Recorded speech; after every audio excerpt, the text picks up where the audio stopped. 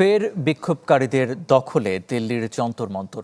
আগের দিনে পুলিশের ব্যাপক লাঠিচার্জ এবং টিয়ারশেল ছোড়ার পরও আজও বিক্ষোভস্থলে জড়ো হয় শত শত ছাত্র ও তরুণ। নরেন্দ্র মোদীর বাসভবনের সামনে থেকে রাহুল ও প্রিয়াঙ্কা গান্ধীকে আটকের কয়েক ঘন্টা পর ছেড়ে দেয় দিল্লি পুলিশ। অন্যদিকে শিক্ষামন্ত্রী ধর্মেন্দ্র প্রধানকে জবাবদিহিতার আওতায় আনার আশ্বাস দিয়েছে ভারত সরকার।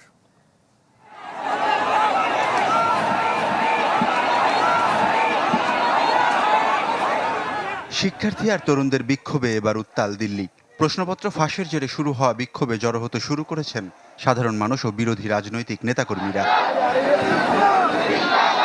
সোমবার সংসদ অধিবেশনকে কেন্দ্র করে পার্লামেন্ট অভিমুখে ছাত্রদের পদযাত্রায় অভিযান চালায় দিল্লি পুলিশ। ব্যাপক লাঠিচার্জ, টিয়ার গ্যাস নিক্ষেপ আর আটকের মধ্য দিয়ে রাজধানী জুড়ে ছড়িয়ে পড়ে সহিংসতা। প্রতিবাদে মঙ্গলবার প্রধানমন্ত্রীর বাসভবনের সামনে অবস্থান নেন বিরোধী নেতারা। আন্দোলন স্লোগানের এক পর্যায়ে হস্তক্ষেপ করে দিল্লি পুলিশ।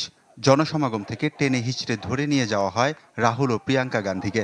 ধস্তাধস্তির এক পর্যায়ে রাহুল গান্ধীর নাক দিয়ে রক্ত ঝরতে দেখা যায়। এ সময় কংগ্রেসের সভাপতি মল্লিকার্জুন খার্গে, সমাজবাদী পার্টির প্রধান অখিলেশ যাদব সহ কংগ্রেসের আরও কয়েকজন শীর্ষ নেতাকেও আটক করে দিল্লি পুলিশ। শুরু থেকে চুপ থাকলেও বিষয়টি নিয়ে মুখ খুলেছেন ভারতের প্রধানমন্ত্রী নরেন্দ্র মোদী। প্রশ্নপত্র ফাঁস রোধ করা জাতীয় দায়িত্ব বলে মোদীর করা মন্তব্য সাংবাদিকদের জানান কেন্দ্রীয় মন্ত্রী কিরেন রিজিজু। দোষীদের সর্বোচ্চ শাস্তি নিশ্চিতে প্রধানমন্ত্রীর একাগ্রতার কথাও বলেন তিনি। এদিকে ককরোচ দলের প্রতিনিধিদের সঙ্গে বৈঠকে বসতেও রাজি হয়েছে ভারত সরকার। শিক্ষামন্ত্রী ধর্মেন্দ্র প্রধানকে জবাবদিহিতার আওতায় আনার আশ্বাসও দিয়েছে গেরুয়া শিবির।